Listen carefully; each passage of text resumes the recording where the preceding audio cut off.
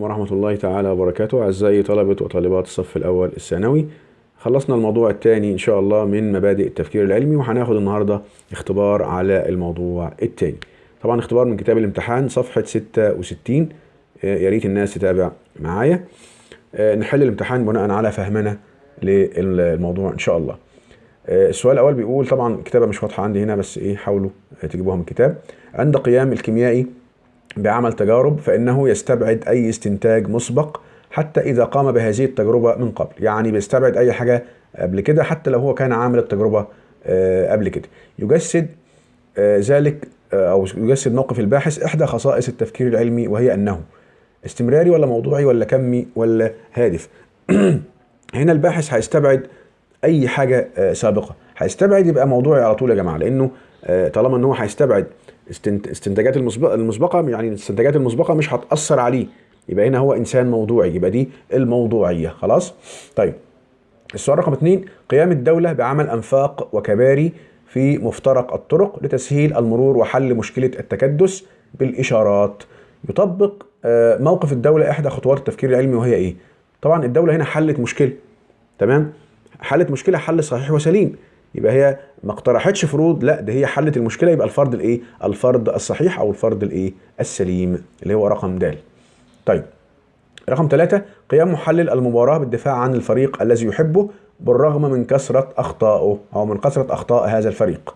يدل ذلك على احد معوقات التفكير العلمي.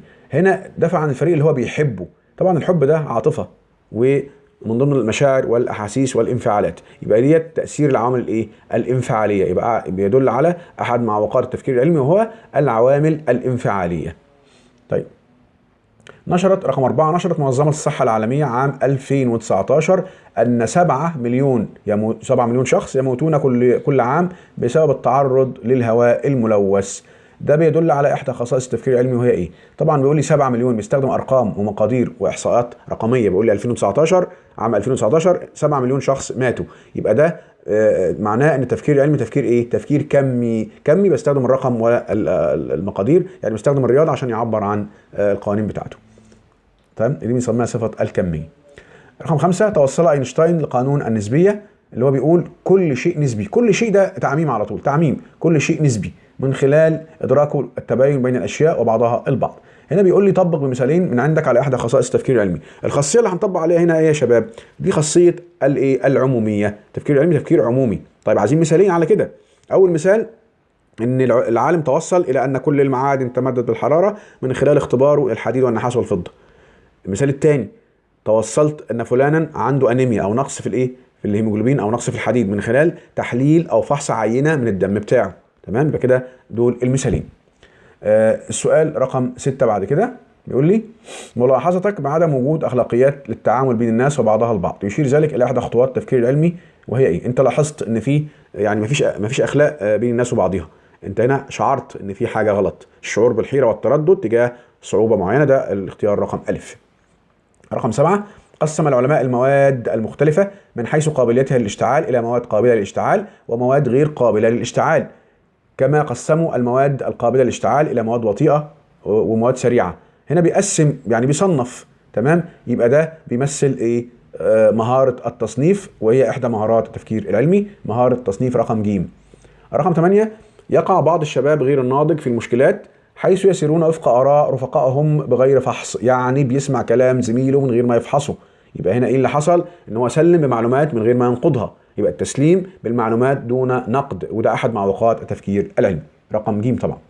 رقم 9، اكتشف علماء جامعة هارفارد، في طبعا جامعة في بريطانيا، سر السعادة بعد دراسة امتدت لفترة زمنية طويلة، حيث توصلوا بعد هذه الدراسة ودراسة الأجيال المتعاقبة أن من يمتلكون مفتاح السعادة هم من يمتلكون علاقات جيدة. طبعا الدراسة دي استمرت فترات طويلة، يبقى معناه أن التفكير العلمي تفكير استمراري من جيل لجيل، كل جيل بيسلم بعضه، يبقى تفكير استمراري. خلاص كده؟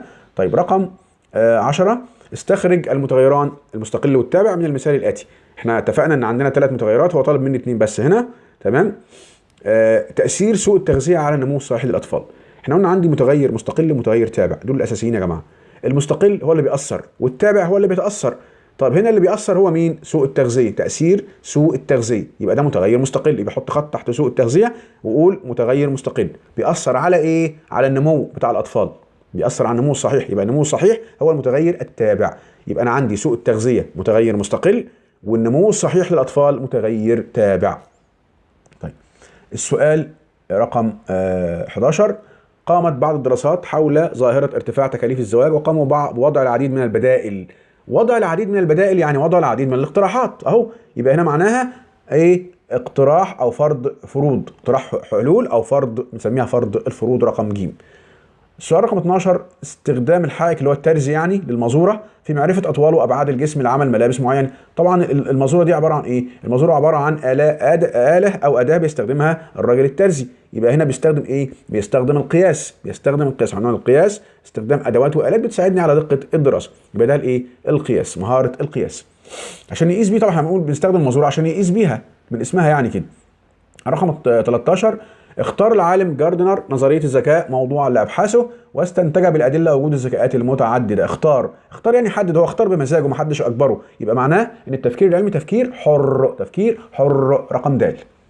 طيب رقم 14، التعجل يعني التسرع بمثابه الطريق المباشر للخطا. التعجل او التسرع هيخليني نقع في الغلط، دي احد معوقات التفكير العلمي وهي الاخطاء المنطقيه. نتصرف في الحكم ده خطا منطقي، خطا في التفكير، ان انا هخليني اصل الى نتيجه غير منطقيه او نتيجه ما هيش سليمه، لان انا اتسرعت فين؟ اتسرعت في الحكم. يبقى الاخطاء المنطقيه رقم الف.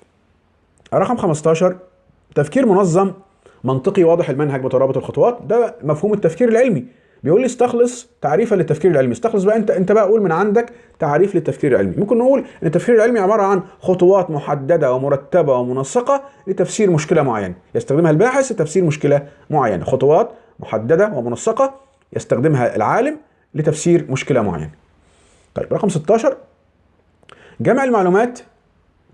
جمع المعلومات حول ظاهرة وترتيبها لتسهيل تحليلها ومعرفة أسبابها. يجسد ذلك إحدى مهارات التفكير العلمي، وهي مهارة إيه؟ جمع المعلومات يعني الملاحظة. الملاحظة هي إن أنا أجمع معلومات عن أي ظاهرة عشان أقدر أفسرها. يبقى الملاحظة والتجريب. رقم طبعا كده إيه؟ الامتحان فاضل إيه؟ فاضل سؤال رقم 17. لا نستطيع القول بأن الشيء مظلم ومضيء في نفس الوقت. ما نقدرش نقول الاوضه ضلمه ومنوره في وقت واحد، استحاله الجمع بين النقيضين طبعا. ما نقدرش نقول الولد طويل وقصير، ما نقدرش نقول الولد تخين ورفيع. يبقى هنا ايه؟ ده مبدا من مبادئ التفكير العلمي، وهو استحاله تاكيد الشيء ونقيضه، اللي هي رقم ب. اي استفسار يا جماعه سيبوه في تعليق وهرد عليه ان شاء الله. استودعكم الله، السلام عليكم ورحمه الله تعالى وبركاته.